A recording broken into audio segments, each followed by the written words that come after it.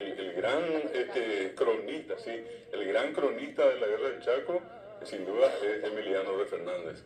Él en todas sus canciones cuenta eso, ¿verdad?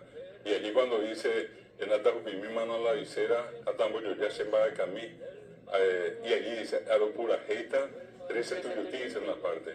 Y se acuerda él del regimiento 7, la muralla viva esa. Eran un regimiento que se puso enfrente a los bolivianos y era la cuestión, no van a pasar acá. Si van a pasar, pasen encima nuestro, mátennos y van a cruzar. Pero no. Y hay una famosa frase que Emiliano dice con tanta fuerza cuando se acuerda de Hans Kuhn, el comandante boliviano, cuando él dice que quería a toda costa tomar Asunción, llegar al río Paraguay y que allí le pararon.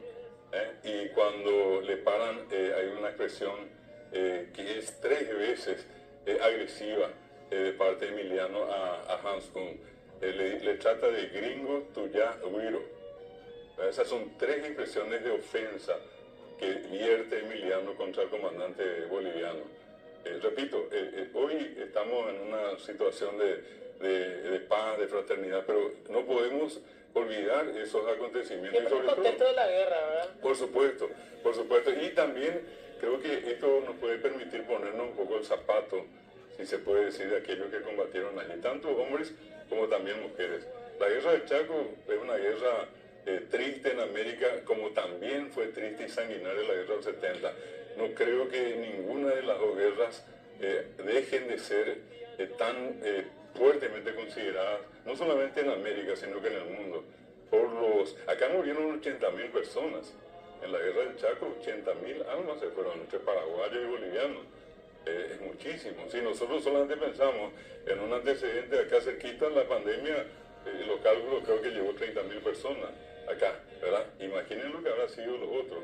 Porque que éramos menos. Éramos menos porque veníamos de esa posguerra, de haber quedado diezmados. Menos de 100.000 éramos en la posguerra. Y llegada la guerra del Chaco, creo que éramos cerca de 400 a 500.000 otra vez.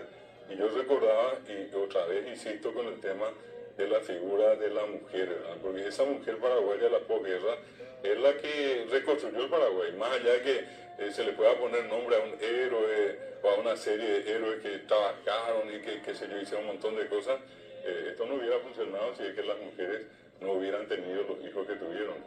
Y esos hijos son los que combatieron en el Chaco. Emiliano es hijo de un excombatiente de la guerra del 70, ¿verdad? Emiliano nace en 1894, su padre le acompañó a López hasta Cerro Corá, fue uno de los sobrevivientes de la guerra del 70. Y esas son, repito, las cuestiones que creo que son muy válidas de recordar siempre. Más allá de cualquier cosa, que somos paraguayos, que tenemos una rica historia y que sobre todas las cosas creo que siempre tenemos que sentirnos orgullosos.